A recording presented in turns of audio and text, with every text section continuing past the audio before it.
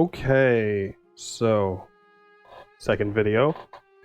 We're going to have a look at what we did to the Middle East in this one, as well as Africa. Let's have a look. First, there's everything that we did to the Druze, which was shown off in the dev diary, which, to be honest, my favorite one would have to be, how they use monastic feudal over everything else. We did also do some minor changes to Lebanon since that. Yeah, because I'm the one who ran through and basically tested it. Yeah, it didn't make much sense in the end to have it as to not have any Syriac Chaldeans in the Syriac Chaldean kingdom. So yeah. That and also we moved the capital to Antioch, didn't we? Yes, we did move the capital to Antioch. Did we fix the vassal thing so the king of Lebanon is actually there in Antioch? No, we didn't do that yet, but We should probably fix that so the king has Antioch in his domains, and then we can have someone else in the outer fringe. Yeah, that makes sense.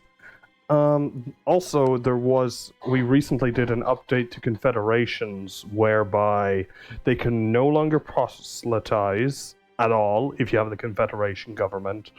And what was it? They also get a bit of a bonus with vassals opinion, with vassal opinion. And what was it? Additional commanders. Something about offensive and defensive wars? Oh, yes. They get a penalty for going on offensive wars. Their vassals will hate them more for abusing their power as the head of the Confederation, essentially. Which is, I think, pretty cool. Overall. There was also some minor changes to... No, we already talked about that, sorry. Anyway. If we go east, we can see the Third Assyrian Empire, which in the lore is supposed to have broken away from the Yarsani kingdom in a religious revolt, essentially, and is led by a heresiarch, I think it is. Yes, known as Emperor Tama of the Third Assyrian Empire. Originally, it was called the Neo-Assyrian Empire, but we eventually decided that was a little bit of a silly name. So. But anyway, they broke away from the Yarsani kingdom, out of religious zealotry, essentially. The Yarsanis are a new religion which are coming with this update. They're actually Mazdan, which we were quite surprised even existed in the Middle East. Weren't we? I mean, it was about, I want to say, 2 days of research into them, and we started to have an inkling towards their true nature, and then it was just all the stuff after that, references to things like an eternal flame, a divine essence, the fabric of the universe, infinite reincarnations, and a lack of an apocalyptic event at the end of times. There's no rapture, no judgment. There's no real heaven or hell either. There's no real concept of an afterlife. All in all, it's very unique from the other faiths in there, even ones that are less Abrahamic and more syncretic or more esoteric. It's very much so rooted in its Persian indigenous roots. Yes.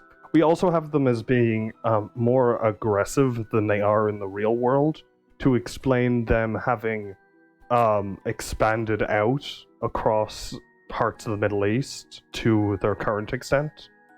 At the start, there's only a few rulers of it, but I'm pretty certain it can proselytize now. It's because they believe that the world has moved into a new epoch, and as such, they need the Yarsani function in epochs because of the cyclical nature of the faith, and so the current epoch, the one that we are in right now, is the epoch of truth, and it's the one where Sultan Sahak was the last incarnation of God. He's passed on. He designated a few reincarnations, but that has been sort of supplanted just by still venerating Sultan Sahak and the current Haftans of this cycle.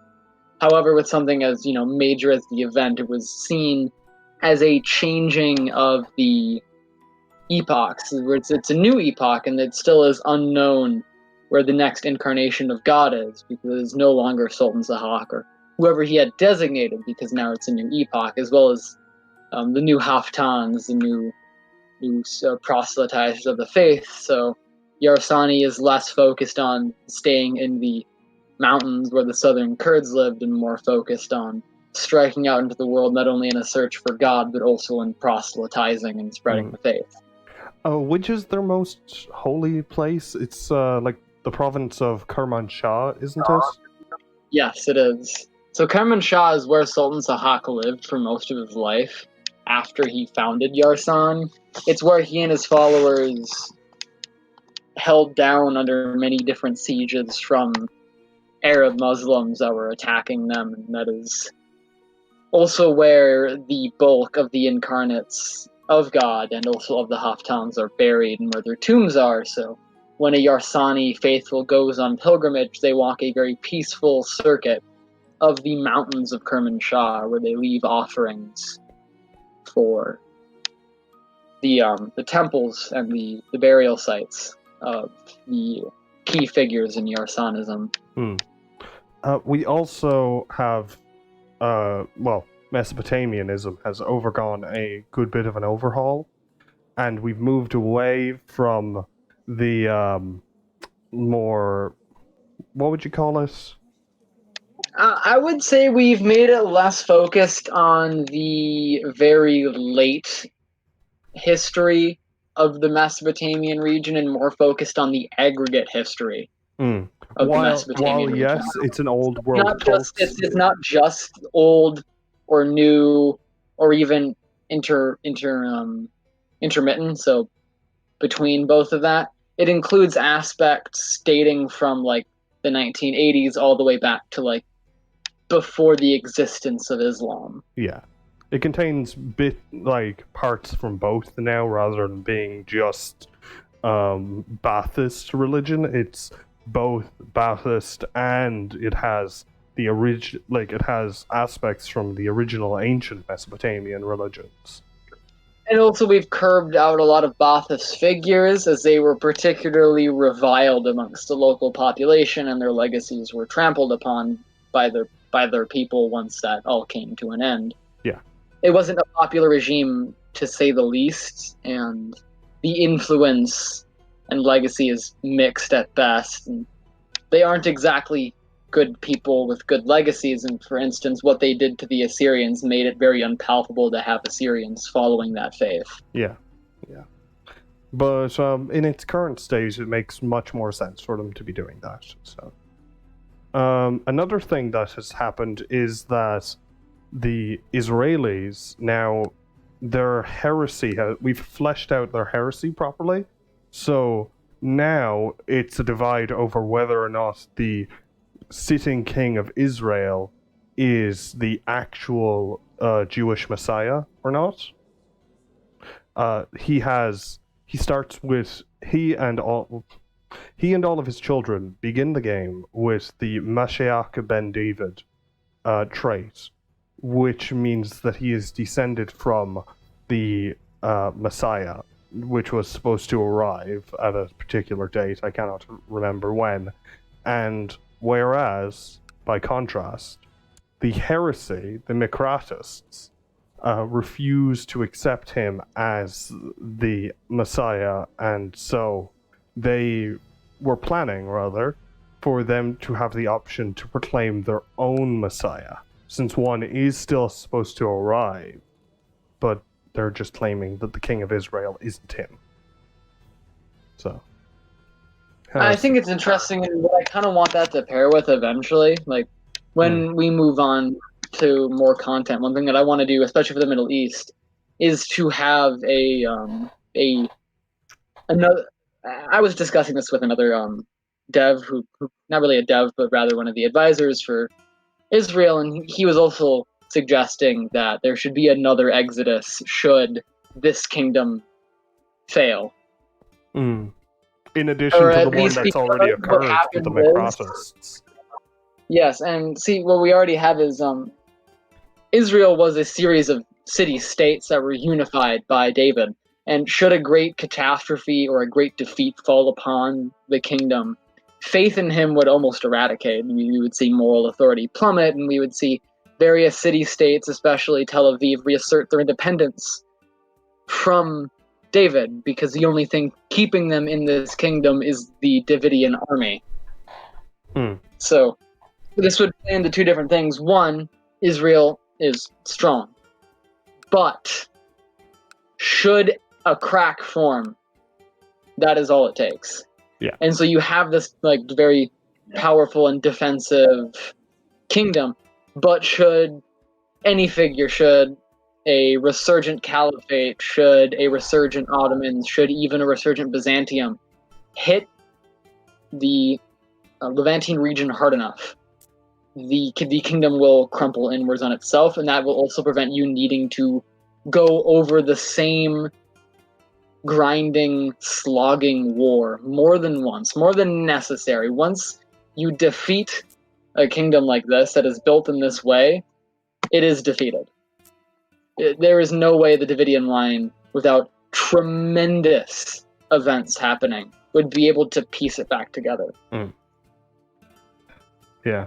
And that was kicked around a bit, and I support that just for how it would sort of counteract a lot of the mass snowballing I see Israel goes through.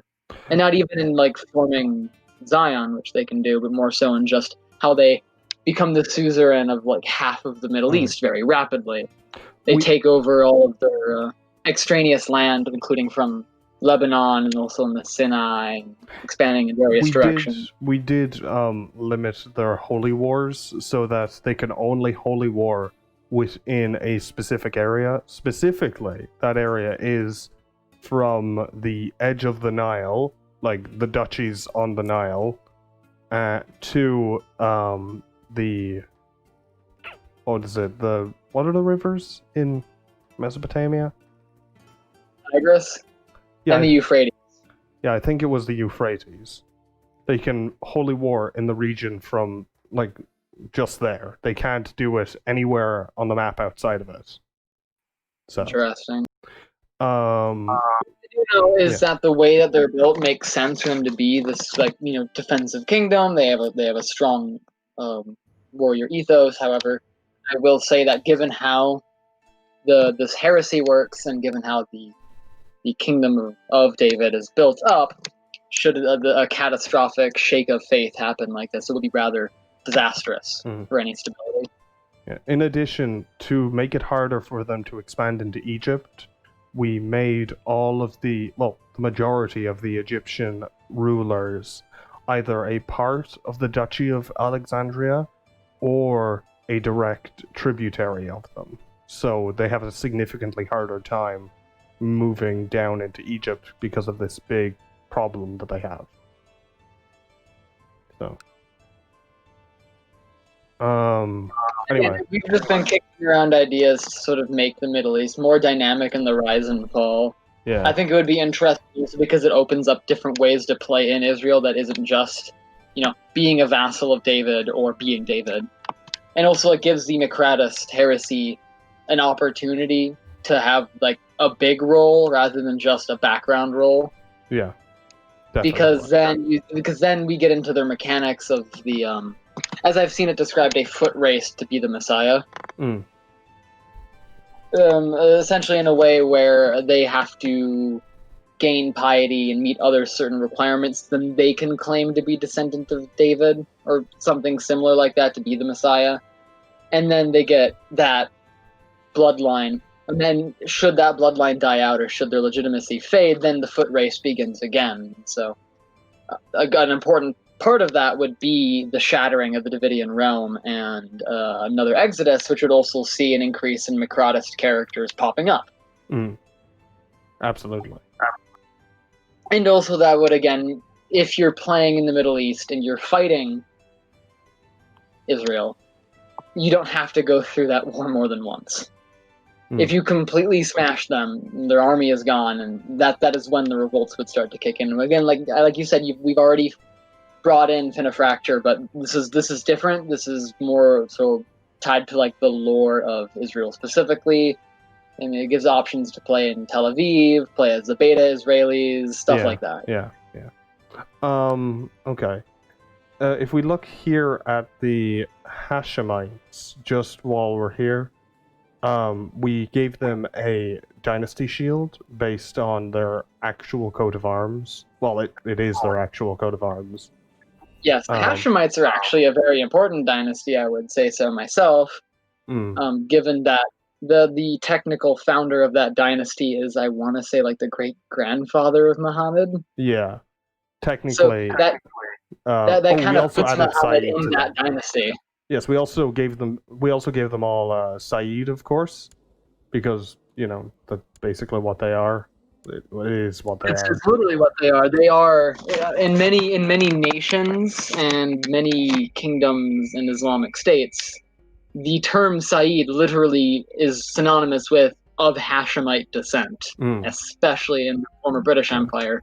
So in India, if you are like Saeed, you are considered of Hashemite descent. So naturally, they are the predominant Saeed family. Yeah. We also changed their bloodline a bit, so now they hate both Mesopotamians and Salafis for a couple of important historical reasons. Raptor. Yes, I can get more into that. An important detail with the Hashemites is that they were granted a very loose rulership over large swaths of the Middle East. We're familiar with this, but what it was never was a unified belief that they were somehow the inherent leaders of all Arabs. That's a myth that's mostly fabricated by the British. However, it was more of a decentralized union of crowns working together, the crowns in the Transjordan, in Hijaz, and in Iraq.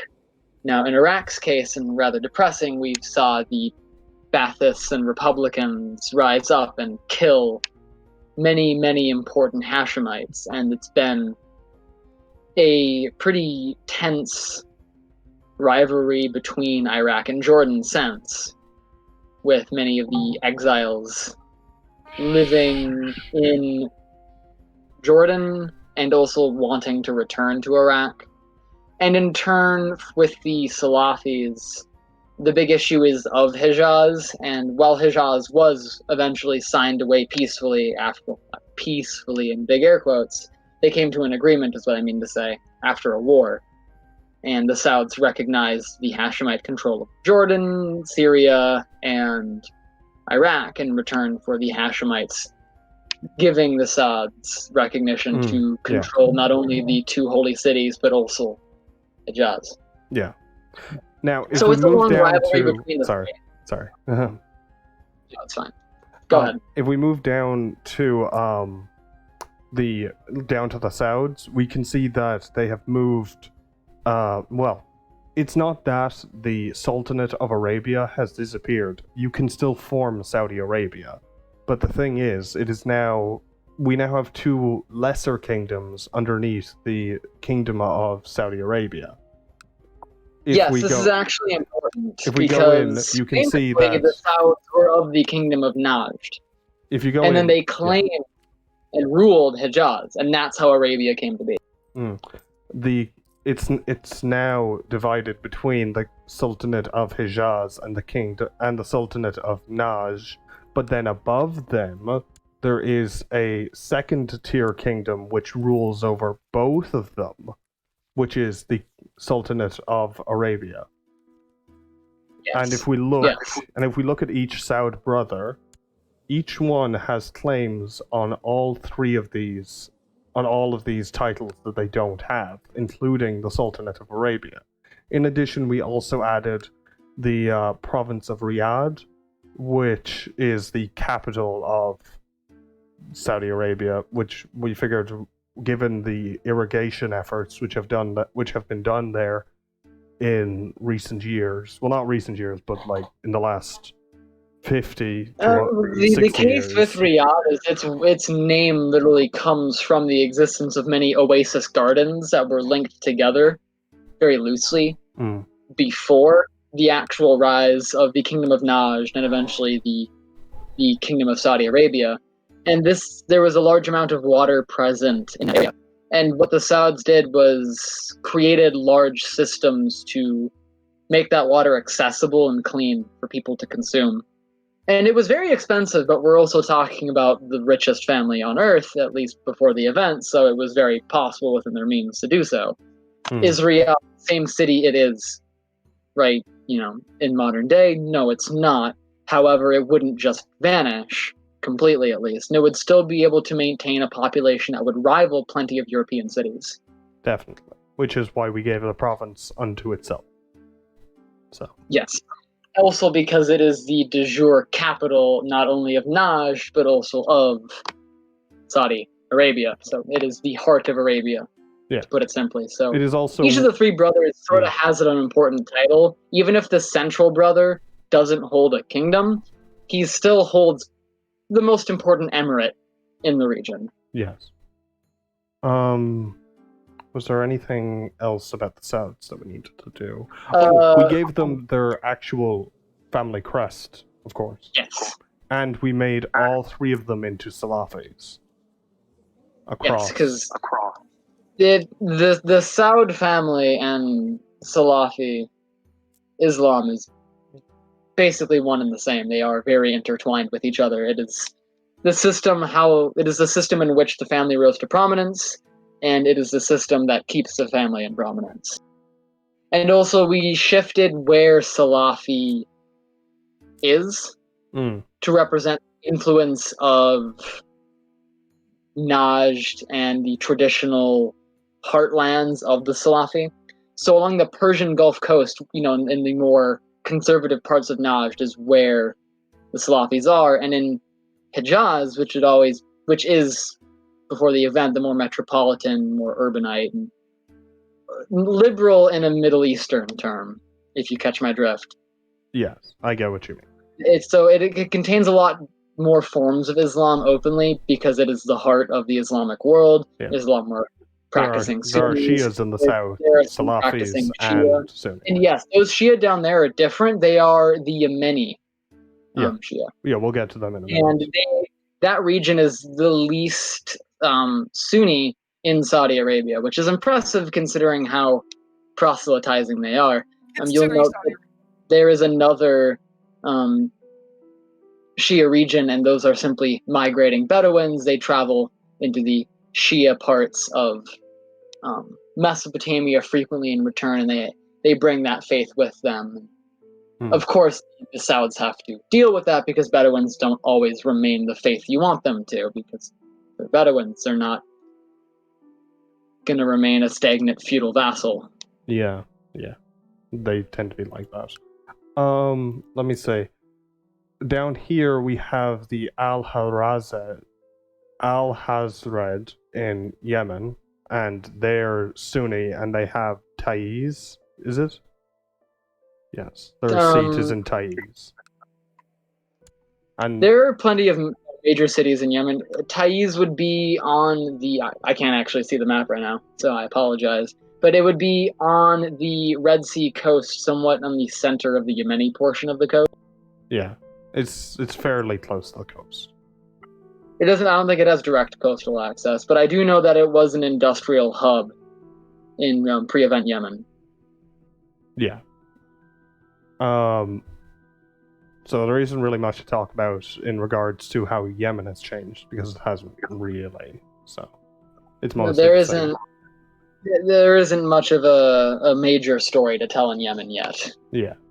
The Ibadis, their major thing is they are also the Al Said dynasty, which is the same one as is in the South Winchester. England. So, yes. And there's an unfortunate bug at the moment that we haven't gone around to fixing, where occasionally, one of them will inherit the other's title from all the way across the distance, because we haven't given them sufficient relations. So If it were possible to have both branches be unable to inherit but still be part of the same dynasty, that would be fantastic. yeah, That's kind of how it works right now, where the Elsides recognize the exiled family as part of the family, but they don't recognize any claim they have in Oman. yeah. Now you can easily say, "Oh, because it's the politics changing with the One moment. event and stuff like that," but it's still kind of odd, and it's mostly tied to the fact that the Omani branch doesn't really have a thought out family yet. I managed to get wives for at least the main ruler in Winchester as well as a child, so it's just a matter of adding more characters. Yeah, I understand what you mean. It's just an issue for the moment and should be by release not an issue. So no one needs to worry about that.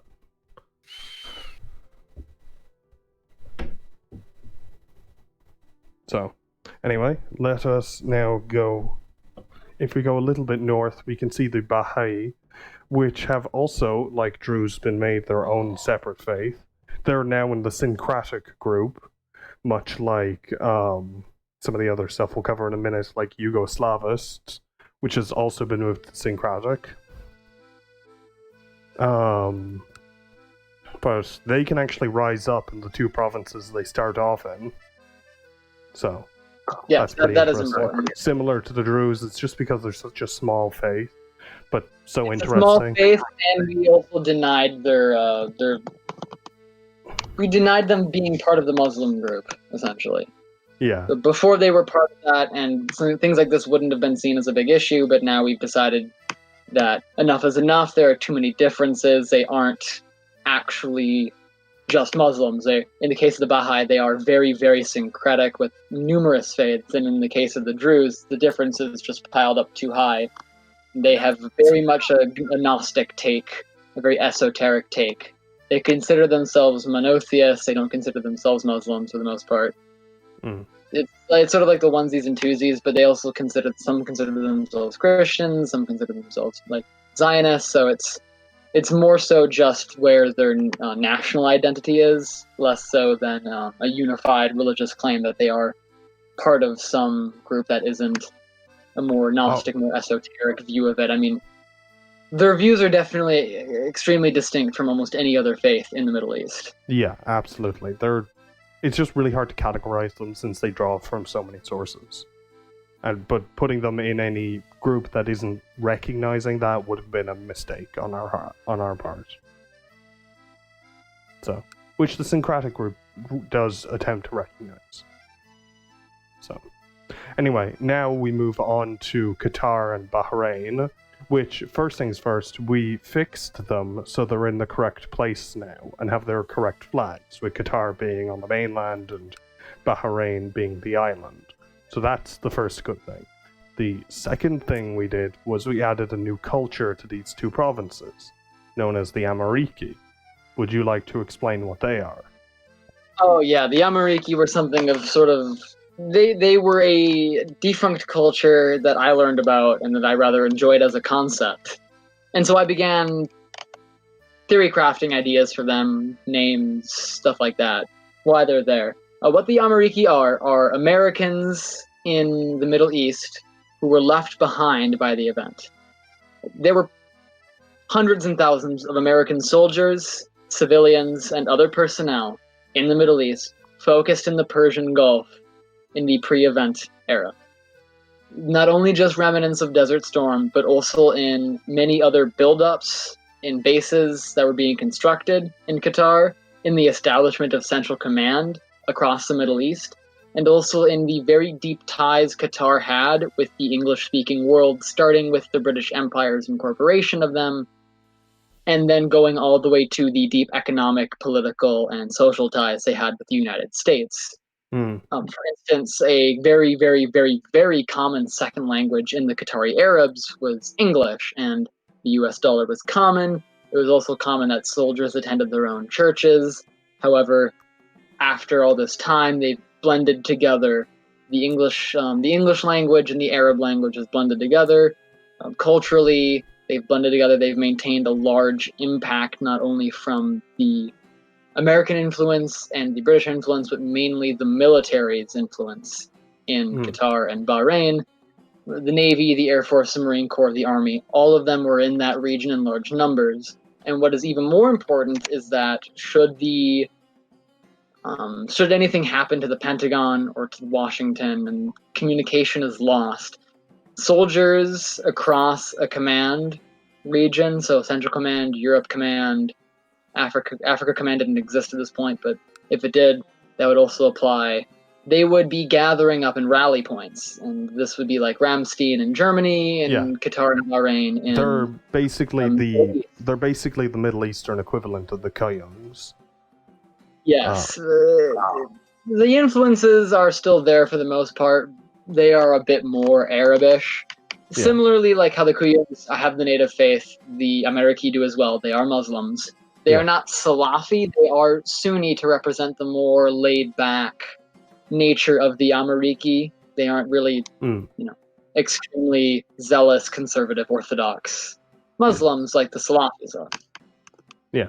And importantly, a lot of their names draw influence from American English and American figures, both military and civilian.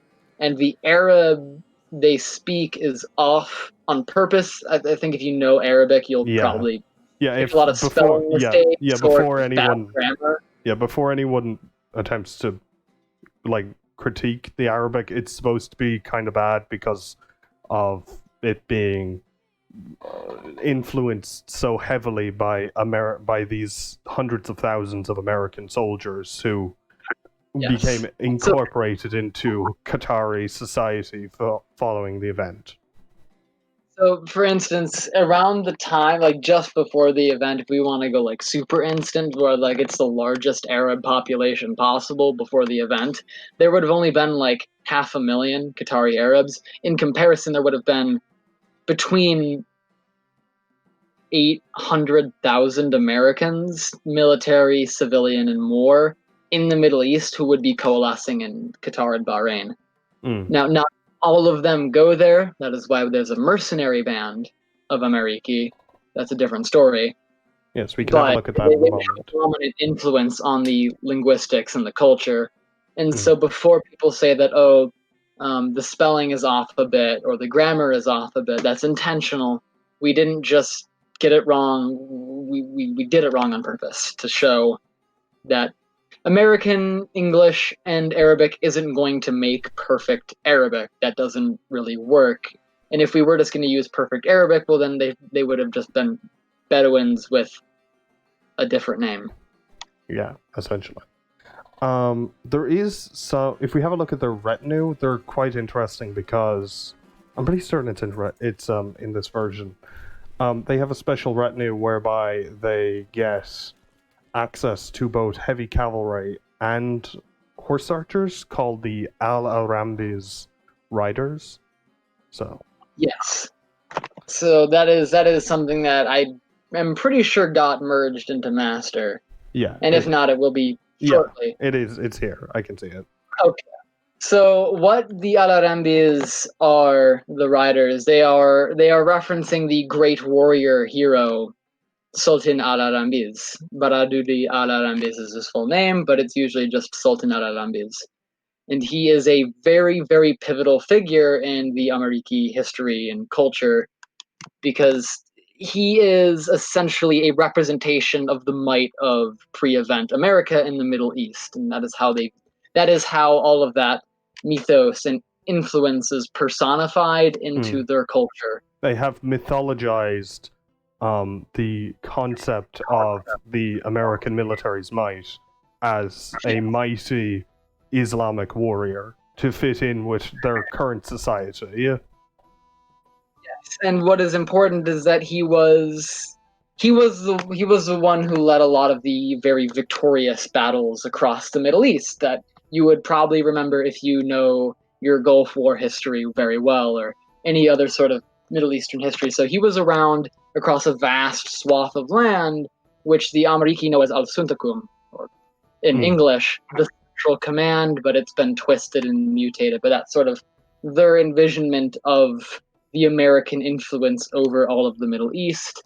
And from our point of view now, we know it's just a loose-knitted group of alliances and diplomatic outreaches, but from their point of view, it was a large spanning empire. Yes.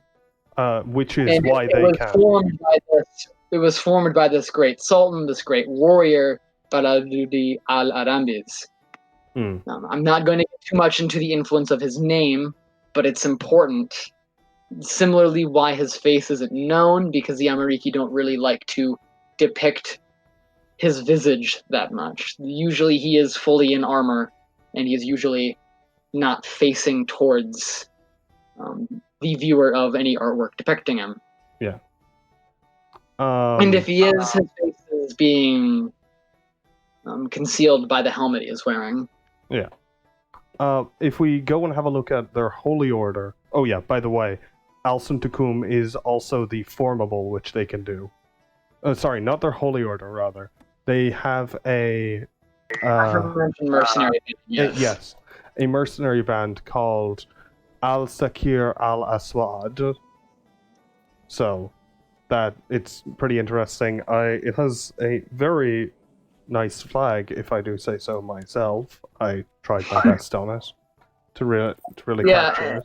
I really love how they're built up.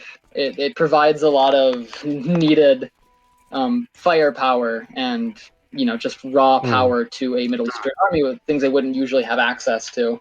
Yes, like a lot of horse archers and heavy cavalry, for example. Yeah, very, very important force modifiers in both the skirmish and especially in the charging and physical combat phases of combat. Oh, if we also look at the province, we can see in Qatar there is a wonder called the Remnants of Old Al-Suntakum.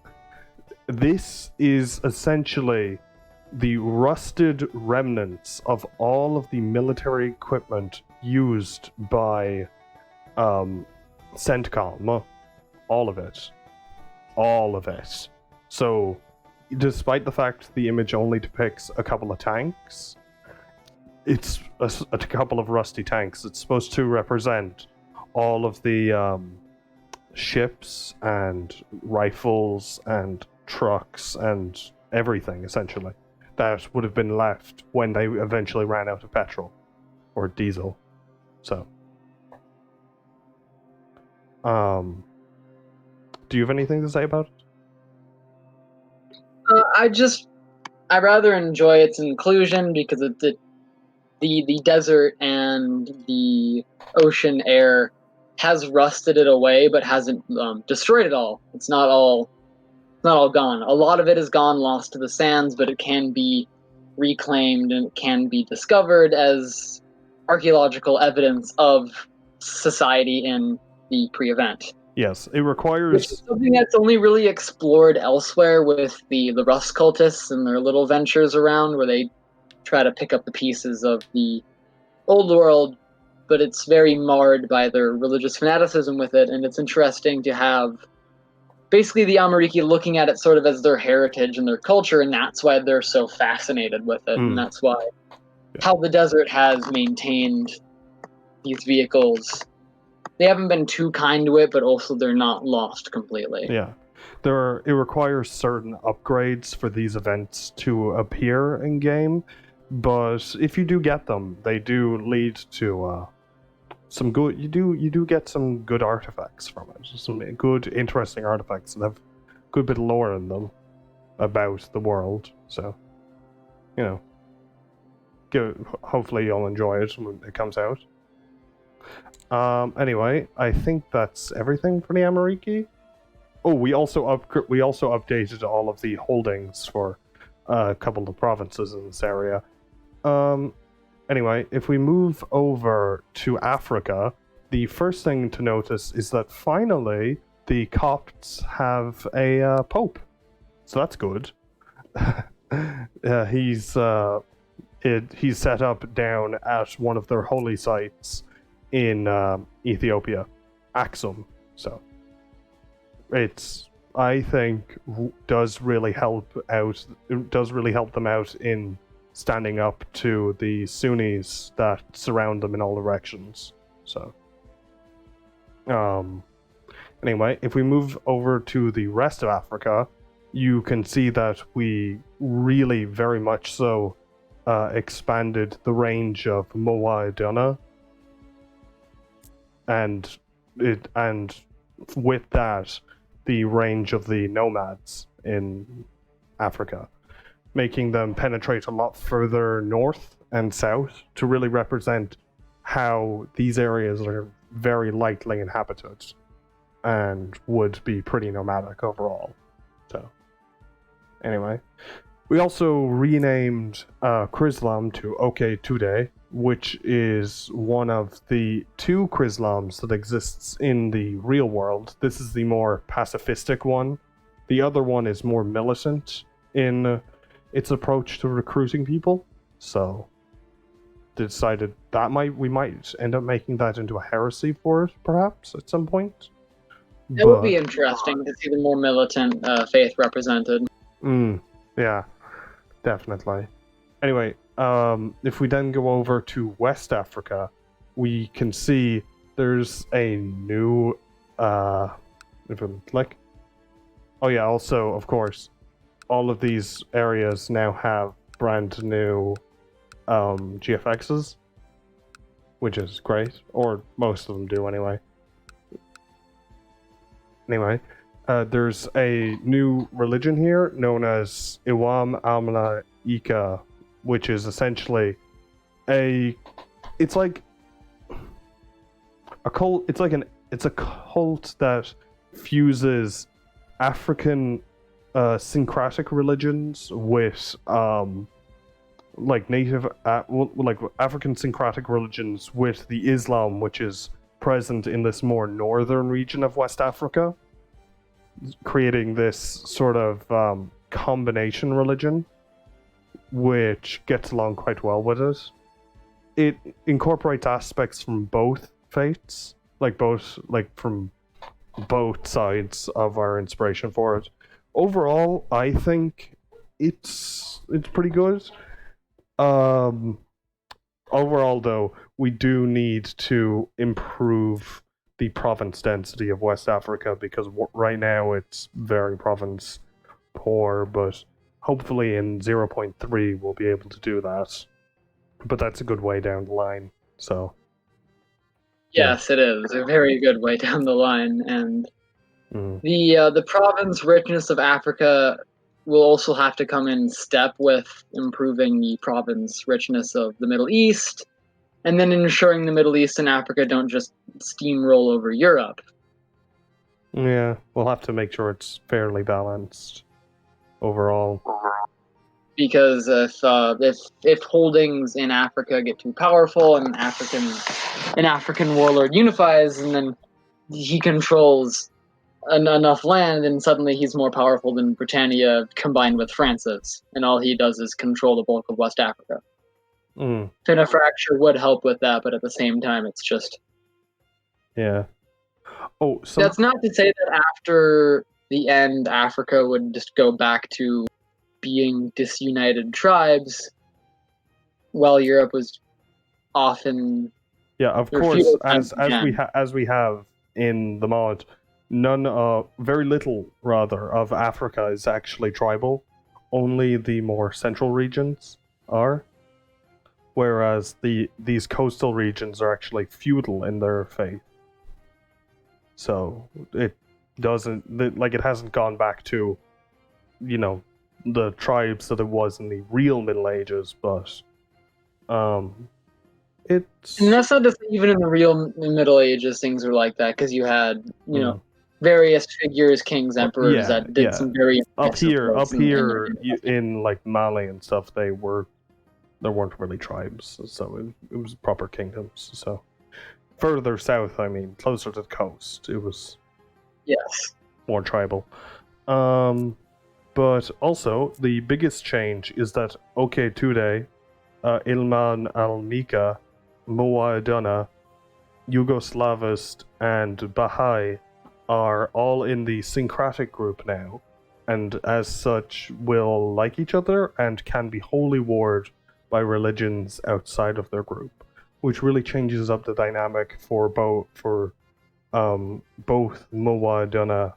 Oketude, and Yugoslavist especially, because it means that they have a harder time than they did before, where they were mostly surrounded by those of the same faith, whereas now they only have each other.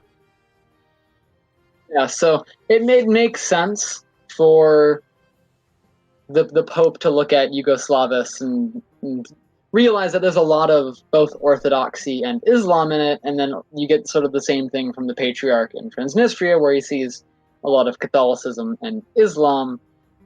Similarly, from any Muslim who sees all the Christianity in it, for all of them to just not really see that fully as their own brother faith, the same way if it was in the same group. So it does make sense. Yeah, it makes sense that they would have more in common with other syncretic religions than with the religions that they spawned off of.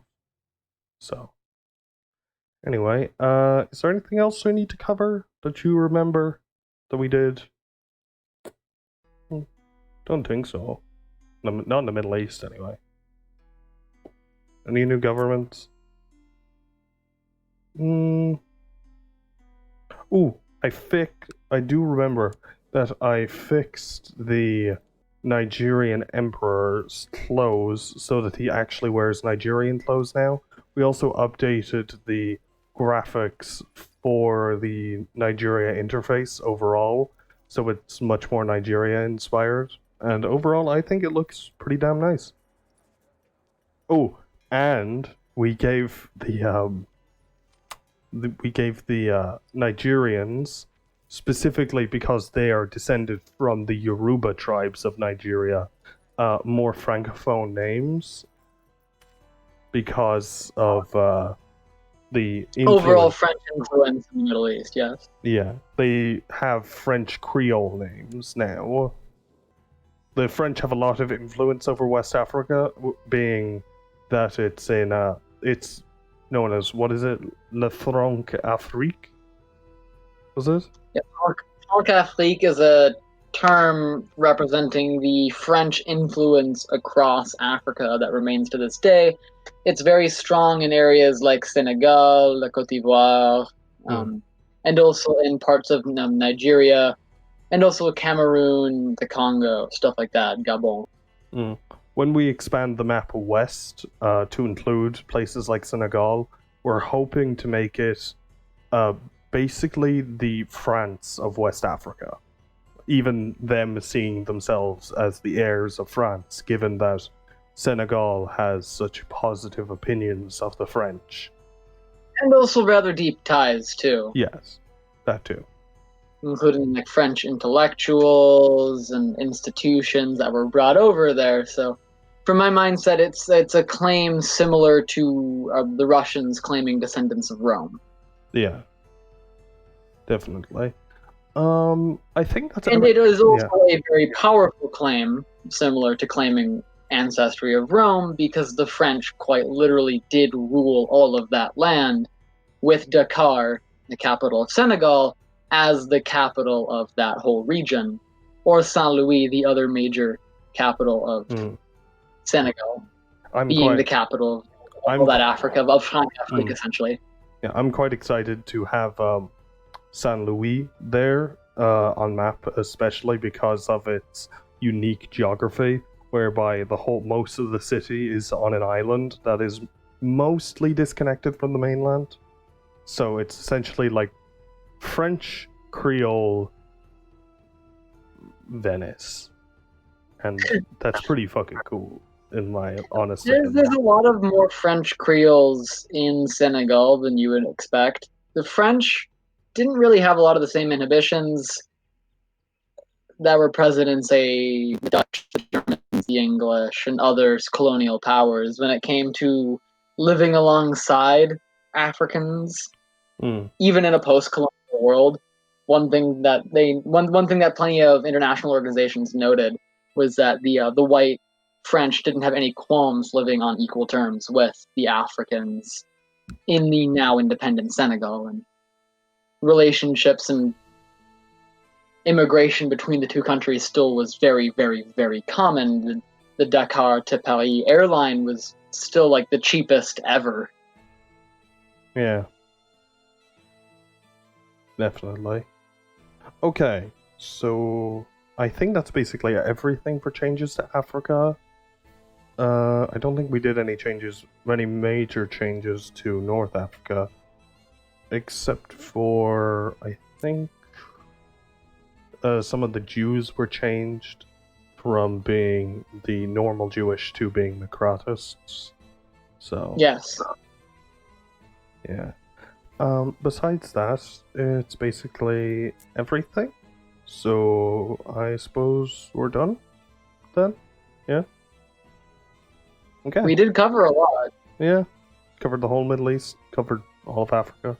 So, did a lot of changes in the Middle East, to be fair. Anyway, goodbye, everyone. Thanks for watching.